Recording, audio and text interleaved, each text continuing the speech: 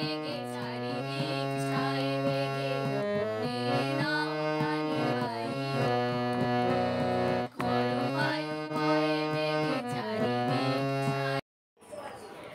Guys welcome back to my channel. So आबार चले एसेছি ছোট্ট মতো একটা ভিডিও নিয়ে ব্লগিং উইন্ডে। তো আজকে আমি যাচ্ছি আমার একটা ফ্রেন্ডের সাথে দেখা করতে। তো তোমরা এর পুরো ভিডিওটা দেখতে থাকো। আফটার আ লং টাইম আমাদের দেখা হচ্ছে, পুরো ফুল এনজয় হবে আর যেটুকু হবে সবটা তোমরা দেখতে পাবে। So let's see. তো যেমনটা তোমাদেরকে বললাম যে আমি এখন যাচ্ছি হচ্ছে আমার ফ্রেন্ডের সাথে দেখা করতে, ওই জন্য আমি ঘর থেকে বেরিয়ে পড়েছি। আর এখন বাজছে হচ্ছে তোমার 5টা মতো। আর আমাদের এখানে সেদিন ছিল তার পরের দিন ভোর। তো চারি জায়গায় যেখানেই যাচ্ছি পুরো বাস স্ট্যান্ডে দেখতে পাচ্ছ চারিদিকে কিন্তু ঝান্ডা লাগানো রয়েছে। তো আমি ভাবলাম যে আজকে বেরোনটা কি ঠিক হলো। তো বেরিয়ে যখন গেছি আর ভেবে লাভ নেই, ওই জন্য আমি আরও বেরিয়ে পড়েছি। আর আমাদের টোটোওয়ালাটা এত বাজে ছিল যে আমাদের মাঝপথে রাস্তায় নামিয়ে দিয়ে সে অন্য প্যাসেঞ্জার পেয়ে অন্যদিকে চলে যায়। তো আমি আরও একটুখানি হাঁটতে হয়েছিল আমাদেরকে, কি আর করব। তো ওই জন্য যেখানে যাবো ভেবেছিলাম সেখানে কিন্তু পুরোপুরি বন্ধ জায়গাটা।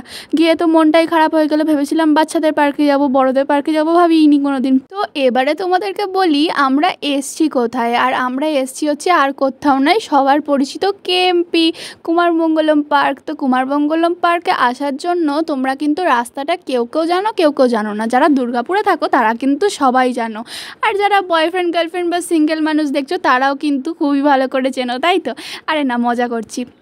আর এখন দেখতে পাচ্ছ পুরো সিনারিটা কিন্তু দারুণ, পার্কটা খুব সুন্দরভাবে সাজানো রয়েছে। আর এখানে আসার জন্য তোমাদেরকে কি করতে হবে সেটাও আমি বলে দিচ্ছি। যারা যারা ধরো সিটি সেন্টার থেকে আসবে বা তুমি ব্যানাচিটি থেকে আসছো, তাহলে তোমরা কি করবে বলো তো? প্রথমে হয় বিজন বাসে চাপবে, নাহলে কোনো ব্যানাচিটি বাসে চেপে যাবে। যেদিকেই আসো না কেন তোমরা কিন্তু কেএমপি বললেই তোমাদেরকে নামিয়ে দেবে বাসে। আর অটো টোটোতে এলে তো তোমরা পয়সা খরচা করে আসবে, যেখানে বলবে সেখানেই নামাবে, তাই না? তো এই হলো আমার ফ্রেন্ড, এর নাম হচ্ছে স্নেহা।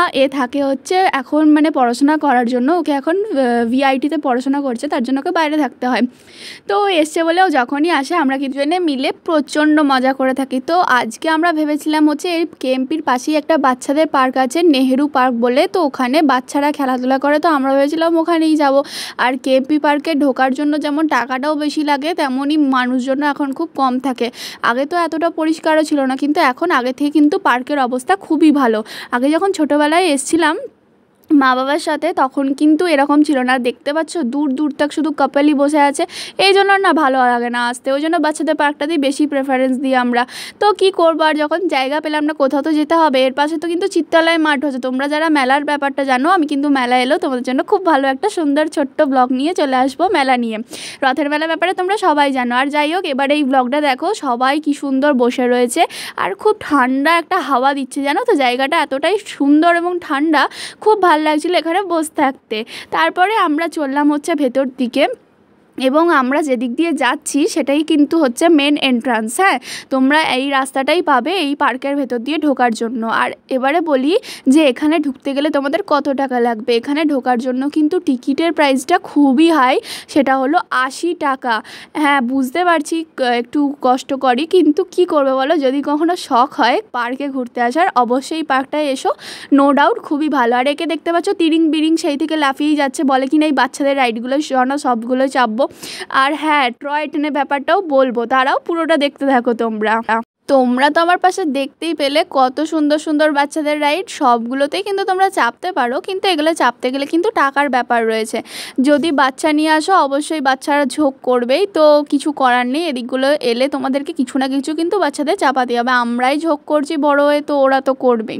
তো চলো এবারে চলে যাচ্ছি পার্কের একদম লাস্টের দিকটায়। প্রচুর রাইড, আগে কিন্তু এগুলো কিচ্ছু ছিল না। যারা আগেকার কেএমপিতে এসছো তারা কিন্তু সবাই জানো যে এগুলো কিন্তু কিছুই ছিল না। আর এখন দেখো নতুন নতুন টয় ট্রেন থেকে শুরু করে খাবারের দোকান পর্যন্ত আছে, সবটা তোমাদেরকে আজকে ঘুরিয়ে দেখাবো।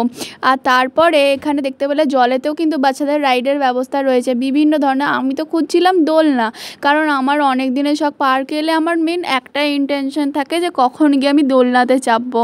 তো চলো এবার যাচ্ছি হচ্ছে ওই দিকে, দেখতে পেয়েছি আরেকটা জায়গায়, আর ট্রেনটাকে আমি টা করছি। চলো দেখা যাক তারপরের ব্যাপারটা।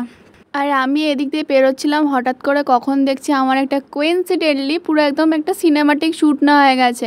তো যাই হোক, ভালোই লাগছে দেখছি, আমাকে দেখতে দিয়ে আমাকে বলছে তাকা, তো আমি একবার তাকিয়েও দিলাম। তারপরে আমরা দুজনে মিলে চলে গেলাম হচ্ছে দোলনা ঝুলা ঝুলতে, এবং সেখানে গিয়েও বিশ্বাস করো বাচ্চারা চেপে বসছিল, যে আমরা বললাম যে আমাদেরকে একটু দুলতে দেবে। তখন ওরা প্রথমে বলছে যে হাসছে আমাদেরকে দেখে, তারপরে কোনো রকমে সরে গেল। তারপরে আমরা দুজন বসে পড়লাম ওটার মধ্যে। আর বিশ্বাস করো অনেক দিন বাদ মনে হচ্ছে যেন প্রচুর আনন্দ লাগছিল। পার্কে আসা মানে একটাই, জানো তো, নিজেদের মাইন্ডটা না পুরোপুরি ফ্রেশ হয়ে যায়, একদম পুরো নতুন লাগে। এই যে তারপরে ঝুলা কমপ্লিট হয়ে গেলে আমরা তো হেভি মজা করে এবার চলে গেছি সিসতে। এবার সিসতে ওঠার পরে এবার আমার ফোন গেছে পড়ে এমন প্যান্টের অবস্থা হয়ে গেছিলো, আর কী বলবো, দিয়ে হেভি মজা হয়েছে। এবার দেখাচ্ছি তোমাদের সন্ধ্যেবেলার ভিউটা। সন্ধ্যেবেলা তো হয়ে গেছে, কিন্তু ওদিকে বলছে নাকি ওর নাকি হাইটে ভয় লাগে না। প্রথমে নাকি এটাতে সবাই ভয় পেত, আমার তো ভীষণ ভয় লাগে, তাই আমি ওদিকে যাইনি।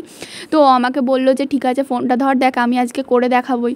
দিয়ে আমি বললাম তুই মিডিলে গিয়ে পারবি না, দেখ তারপরে কি হয়। দিয়ে সত্যিই তাই, জুতো ফুতো খুলে মেয়ে রেডি হয়ে গেছে একদম ওটাতে চাপবে বলে, আর ভালোভাবে প্রিপারেশন নিয়ে যাচ্ছে দেখতে পাচ্ছ তোমরা। দাঁড়াও মিডিলটা যেতে দাও, তারপর ওর অবস্থাটা দেখো। ব্যাস হয়ে গেছে, অবস্থা খারাপ, বসে গেছে। হ্যাঁ, আর কিন্তু যেতে পারছে না। এবার বলছে ভাই নামতে আমাকে হবেই, তাহলে আমি একদম পা ছেঁচুড়ে ওদিকে নেমে যাই। তারপরে খুব খুশি আবার, ডান্স করছে আবার ওখানে দাঁড়িয়ে। আমি তো উঠতেই পারিনি আর যেতেও পারিনি, আর ও যেটুকু করেছে আমি ওটুকুই ক্লিপ নিয়ে নিয়েছি। আর সন্ধ্যের পরও কিন্তু ভিউটা ছিল দারুণ, হালকা সন্ধ্যে হচ্ছে, আর পুরো সন্ধ্যেটা দুটোই কিন্তু হেভি লাগছিল দেখতে ওখানে। আর এরকম না ছোটো ওখানে ঢাবাও আছে, ঠিক আছে। তোমরা যারা মনে করছো পার্কে ঘুরে প্রচুর জল তেষ্টা পেয়ে গেছে, তো জলের ব্যবস্থাও কিন্তু ওখানে রয়েছে, তোমরা চাইলেই যে কোনো জিনিস কিনে কিন্তু খেতে পারো। তো ব্যাস আমাদেরও খুব জল তেষ্টা পেয়ে গেছিলো, আর আমার থেকে বেশি তো ও পেয়ে গেছিলো, কারণ ও প্রচুর লাফিয়েছে পার্কে গিয়ে থেকে, কন্টিনিউ লাফিয়েই যাচ্ছে। তো এই যে অন্ধকারে দেখতে পাচ্ছ পুরো অন্ধকার একদম, দেখে তো ভয়ই লাগছিলো, তার জন্য আমরা আর বেশিক্ষণ থাকলাম না। অ্যাকচুয়ালি কিন্তু বেশি বাজেনি, তাহলেও অন্ধকার যেহেতু হয়ে গেছে আর না থাকাটাই ভালো। তো ওখান থেকে বেরিয়ে যাওয়ার সময় দেখতে পাচ্ছ জায়গাটা কিন্তু খুব সুন্দরভাবে লাইট দিয়ে ওয়েল ডেকোরেটেড আছে। আর বেরিয়ে যখন যাচ্ছি, তাহলে আমি আসার সময় ঢোকার সময় ক্লিপটা নিতে ভুলে গেছিলাম, তার জন্য বেরিয়ে যাওয়া ক্লিপটা নিয়ে নিয়েছি। আর আমি বাইরে বেরিয়েছি মোমো খাবো না, এটা কি হতে পারে। মোমো খাওয়ার পর এত ঝাল লেগে গেছিলো, আইসক্রিম আর জল কিনে খেয়ে নিলাম। তারপরেও আমাদের পেট ভরেনি, দিয়ে আবার চলে এসেছি ফুচকা খেতে। মানে আমরা বাইরে বেরোলে প্রচুর রকমের খাবার খেয়েই যাই। তারপর দেখতে পাচ্ছ কসমেটিক্স দোকানে কিছু কাজ ছিল, ওটা করে মায়ের জন্য ফুচকা নিয়ে চলে এলাম বাড়ি। তো আজকের ব্লগটা ছিল এটুকুই। আমি আজকে খুব মজা করেছি, আর তোমরা আমাদের এই ব্লগটা দেখে কতটা মজা পেয়েছো আমাদের জানাতে কিন্তু একদমই ভুলবে না। আর ভালো লেগে থাকলে কি করতে হবে জানো তো, like share comment and subscribe করতে হবে। তো আজকে পর্যন্ত এতটুকুই, চলো আবার দেখা হচ্ছে নেক্সট ভিডিওতে। চলো টাটা, বাই বাই।